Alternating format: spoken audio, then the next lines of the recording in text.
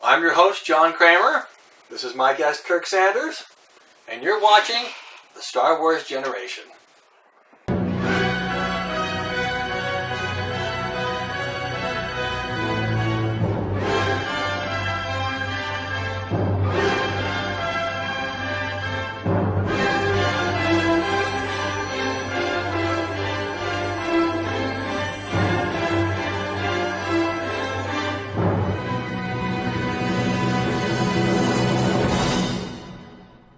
Welcome to episode 2 of the Star Wars Generation, where we talk about what it was like to grow up Star Wars. Well, Kirk, here we are stuck in my basement again, still using the bad camera, but it's the only place where we can freely talk Star Wars. Last time we were here, we talked about the Ewoks, and I mentioned a few of the successes of Ewoks, but we also talked of a lot of the failures of Ewoks. Yes. Okay, now this all got brought up because of Saturday morning cartoons. Now, did you ever watch the Ewoks TV show? Not really. No, it was about equivalent to watching like a Strawberry Shortcake or something. Well, that's exactly. See, because Nelvana, the company who I said made those cartoons, also did Care Bears. Yeah. And that's, what year was this? 85. So I would have been 15, way beyond their target audience. Uh-huh. Yeah, so let's see, in 85, I was 13 years old. And, I mean, I still watch cartoons. I was watching cartoons at the age of 13. I remember one time, in fact, I was waiting for my friend to come get me before school, going to junior high. And I'm watching cartoons, and he comes in, and, are you watching cartoons? No. Not at all. Yeah. Yeah, so I create my own Saturday morning now. Yes, you do. I just download things, and I have a plug-in on YouTube, and I've created commercials and everything, almost a 3-hour spot, so I can just sit down and have my Fruit Loops. And relive while everybody's sleeping in. You relive Saturday morning cartoons. It's quite fun, actually, once in a while. Because back in the day, that was the only way you watched cartoons. Yep. Oh, yeah. Well, I mean, you did have you got that tiny bit before school. Yeah. You had a tiny bit after school, because that's when you could watch He-Man or Thundercats, was the after school stuff, but just for a short time. And then the main thing was Saturday morning. Yeah. That's how you got your cartoons. And then once that ended, you got forced to go play outside, because I couldn't just turn to the Cartoon Network and then get another 24 hours of cartoons. But with Ewoks, this is where I complain again about, like with Star Wars, George Lucas constantly gives this thing of, well, it's for the kids. It's for the kids. But when the original Star Wars came out, it didn't have soft and cuddly creatures. It didn't have the silliness. And I loved it. Yes. I didn't need the stuff that was allegedly for kids. No. And I was 7 years old at the time. I was supposedly the target audience. Yeah, exactly. I was 5. Yeah. And I didn't need Ewoks. I didn't need any of that stuff. Okay, so I told you that, Ewoks, my least favorite character, the Ewoks. Yeah. They incorporated characters that sucked in comic books, too. And I don't know why they did it. I'm going to show you something. There's one called the Hoojibs. The Hoojibs were so dumb. They were these telepathic, rabbit-like creatures. Oh, wow. That would follow Luke around. They'd sit on his shoulder like he was a pirate. And they'd... And what it was is they couldn't talk, but they could telepathically communicate with you. Now, this is pre-Ewoks. Oh, okay. So they were already starting to taint my Star Wars. But in comic books, they kind of tainted it anyway. I think I showed you Jackson, the big green rabbit. Was that a rabbit? That looked like a rabbit. That looked like a miniature rabbit, but Jackson was a big 6-foot-tall Harvey, walking rabbit. Yeah, I don't know what their fascination with rabbits is. I have no idea. But then we had another one here. These are called the Losbees. And they're on the planet Losbane. And now on here, see, this came out right at the time of Return of the Jedi. They've got these little Ewok creatures that just, once again, annoying and got in the way. But they redeemed themselves. Because if you get to the end, the Losbees have a life cycle. And they don't always stay little Ewoks here. So here's Lando right there, realizing something's behind him. And you turn the page. Well, there's Wolverine. They turn into Wolverine? That's just an ad. Turn over here. Wham. Getting hit by this guy. Oh, wow. They were so cuddly as kids. That's right. That's what they grow up to be. And you can see here he's fighting Chewbacca. Now that's cool. Yeah. I'll totally take that over a silly Ewok-esque character. Oh, yeah. But then, I want to go back on Ewoks defeating the Empire and how dumb that was. Because, right over here, even in the comic book, they even kind of make mention of this. What's happening here is Luke is training. He's honing his Jedi skills. Okay. So what he's doing is, you can see here, the Ewoks are hiding in trees. And, they start throwing spears at him and throwing rocks. And then he uses his Jedi skills to fight them off. Right here now, we've got Lando, Admiral Akbar, Chewie, and C-3PO. Lando says, "Oh, well done, Luke. Very impressive. There's nothing like seeing a guy beat a bunch of cute little creatures, a third his size, to give you a good impression of his fighting skills." So they're already mocking that Ewoks should not have defeated the Empire. Is that how you Jedi Knights originally got your reputations as fierce warriors? By taking on creatures like Ewoks? So it just proves my point there. Now, of course, they go on to now try and save face. As C-3PO then says, "Now really, Master Lando, you're hardly doing Master Luke or the Ewoks justice. Why, if you'd been here on Endor during the Great Battle when we finally defeated the Empire, you'd know how ferocious Ewoks can be, despite their size." But the thing is, he's making the point there of, you're not showing off how great a warrior you are by fighting Ewoks or being defeated by Ewoks. Yes. I still don't know why he picked Ewoks for the Star Wars cartoon. Because, why didn't he do the further adventures of Han Solo and Chewie? Yeah. I mean, I would have, because like I mentioned last episode, I loved the shows like Black Star, and then later Brave Star that came out, and, Thundar, all those. I wanted that action adventure. Yes. I didn't just want the Care Bears. Now with the Care Bears, I call it Care Bears. Ewoks. Care Bears. With the Freudian slip. Yeah. Now, because with the Ewok show, like I say, I rarely watched it. I wanted to like it because I loved Star Wars. Yeah. It just wasn't good, and because the main thing is, it was just these cute, cuddly creatures. I mean, I remember one episode where they're fighting another, just a bigger, cute, cuddly creature. Uh-huh. And there was a love potion that somebody made. And, the creature got it. And so now this vicious creature came to love everybody.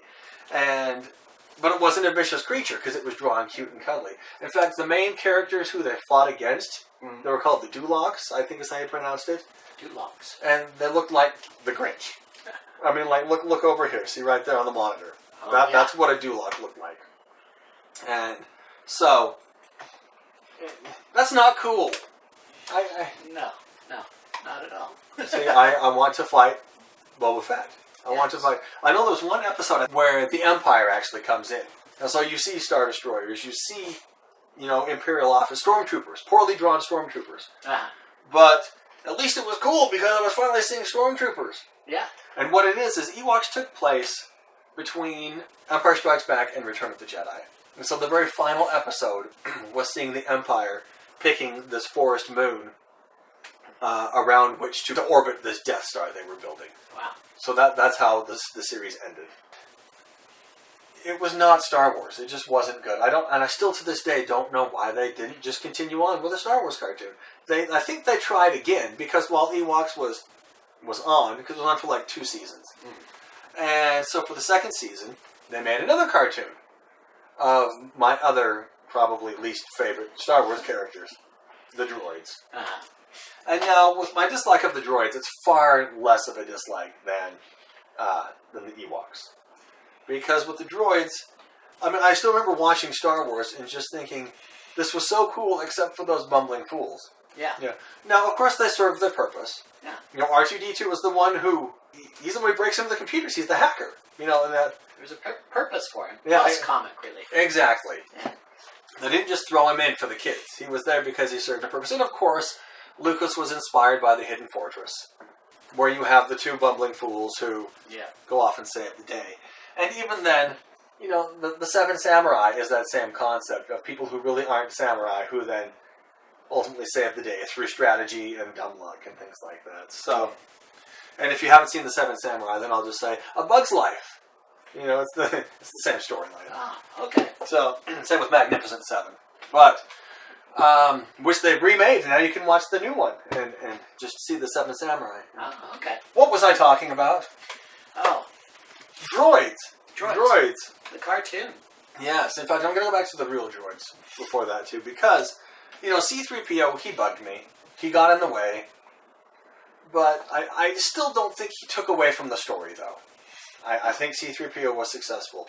And what I thought was probably the best part about C-3PO was the voice. I actually thought Anthony Daniels did a fantastic job because he's a protocol droid. Yeah. And so he should sound like a butler. He should sound like someone who's been trained in the art of protocol. Oh, yeah. And I think that Anthony Daniels did that perfectly. Plus, he had such a great backstory. You didn't know. He talked about people that he used to serve, like Captain Antilles. Yeah, exactly. You thought about it and you wondered, what has he done? What battles has he seen? What has happened there? Yeah. Another thing that was good about C-3PO was that he, I actually liked that the costume was limiting. Because it made him have to walk like a robot. Yes. I don't think he walked like a robot because he wanted to. I think he walked like a robot because the costume just didn't let him. Yes. Have you ever seen the movie Battle Beyond the Stars? It came out in 1980. It was totally trying to play off of the whole Star Wars thing. Battle Beyond the Stars. John Boy Walton was the star. Oh. So Richard Thomas. Yeah. Terrible show. Terrible show. And in it, they have robots. But the robots look exactly like people. They're just people.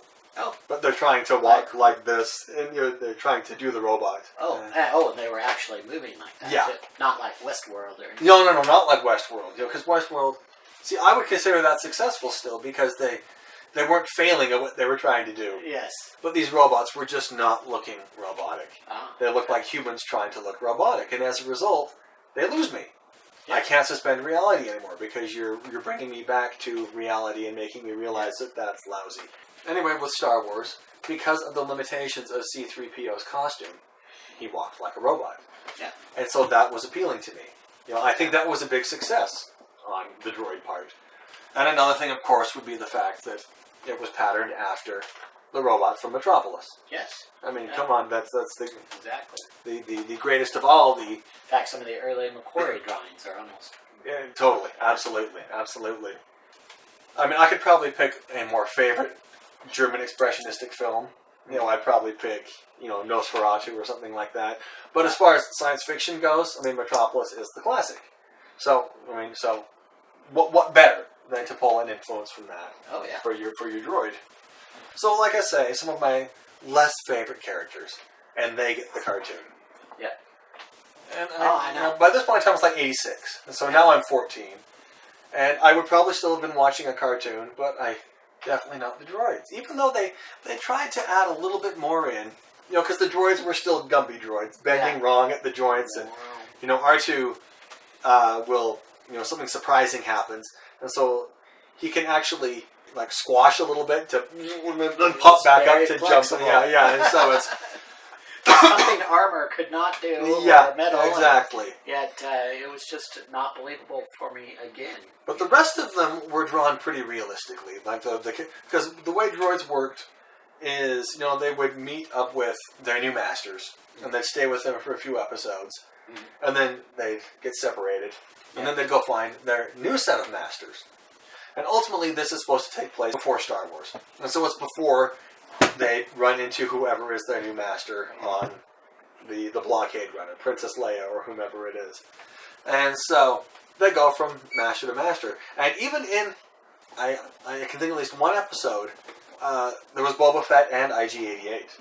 Oh, wow. And so that was cool, but most of the time it was just going on adventures with their stupid masters.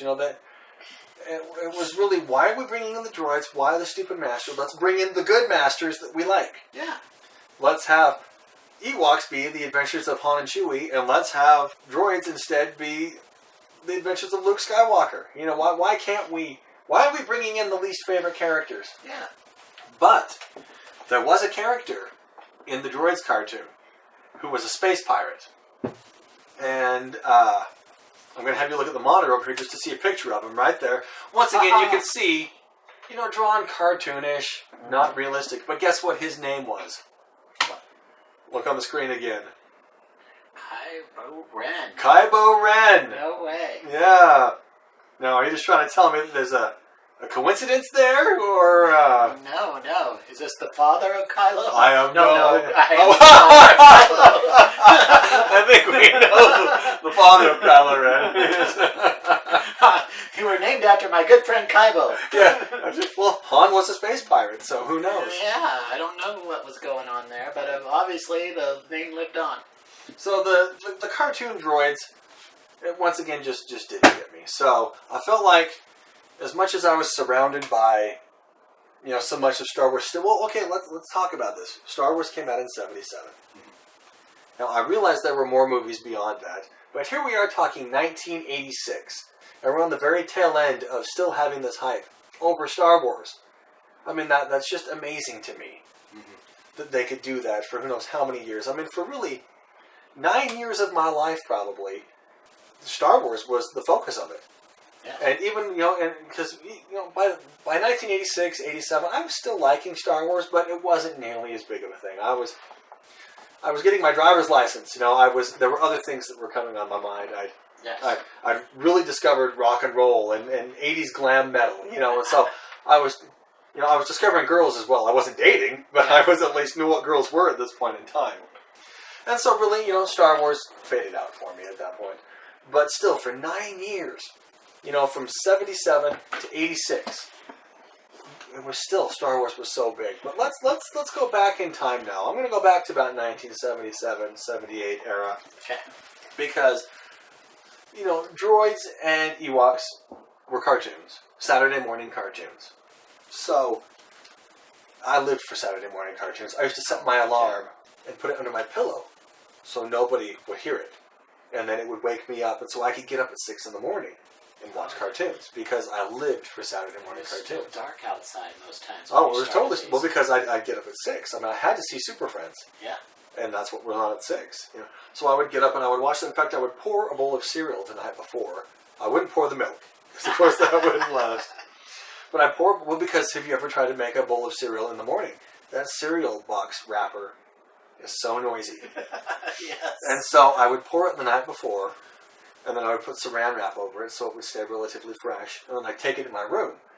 And then I'd set the alarm, wake up at 6 in the morning, and then I'd bring my already poured bowl of cereal downstairs, and I could just pour the milk, turn the TV very low, go sit as close to the TV as I could, and I would watch my cartoons. Because I loved Saturday morning cartoons, but I didn't just love the cartoons. It was a whole experience in and of itself. Oh, Saturday mornings. But like you said, you will set up your own Saturday morning. Oh, yeah. You'll relive, because you'll get your commercials. You can build... Well, the fall season meant all new cartoons coming in. They had big, huge ads in the paper, and you'd have this collage of superheroes and all these things. Absolutely, and they were all competing. NBC, ABC, because it was on 3 stations, and yes. I had to pick what ones I was going to watch, because also this was back and forth. This was an era pre-home video. Yes, you couldn't record anything. You didn't I think you could get it later. You had to make a choice sometimes between one or the other. Yeah, exactly. Am I watching Super Friends, or am I watching Spider-Man and his Amazing Friends? Yeah. Luckily, I didn't have too many siblings to compete against for that. But, yeah. I said I had 9 siblings. I still have 9 siblings, but I was the youngest. And so, the one just above me is 3 years older than me. Mm-hmm. And so, by the time I'm 7, she's 10. And so, she's already starting to get over it. She'd watch Hong Kong Phooey with me and things like that. Yes. But we weren't fighting for Super Friends. She was still in bed for Super Friends. But luckily, we were all kind of on the same page for most of the things. Yeah. It was always a quick change of channel and back over once that one was done. So anyway, I had a little more freedom with what cartoons I watched. But what was your favorite Saturday morning cartoon? Super Friends. Super Friends all the way. Any of the Super Friends, because they had Super Friends, Challenge of the Super Friends, World's Greatest Super Friends. Those were my favorites. Then a close second was Spider-Man and his Amazing Friends. Oh, yeah. And my favorite was definitely Star Trek. Star Trek. That's why you keep bringing up Star Trek. Star Trek was the epitome of the Saturday morning cartoon, and then Super Friends was a close second, of course. Scooby-Doo. Scooby-Doo, absolutely. Loved that Scooby-Doo. The stories were so great. But I was also a fan, and some people disagree. Some people think Filmation was the death of the expressive cartoon. Even today. Because they replay, they use the same footage over and over. But I think it was superior artwork. I thought it was superior artwork too. Filmation. There's one scene. If you liked comic books, Filmation was the. It was because it was so well drawn, so realistically drawn. I wanted Filmation to do Star Wars. There we go. How would that have been? Oh my god! But there is a scene in the introduction to the New Adventures of Batman and Robin.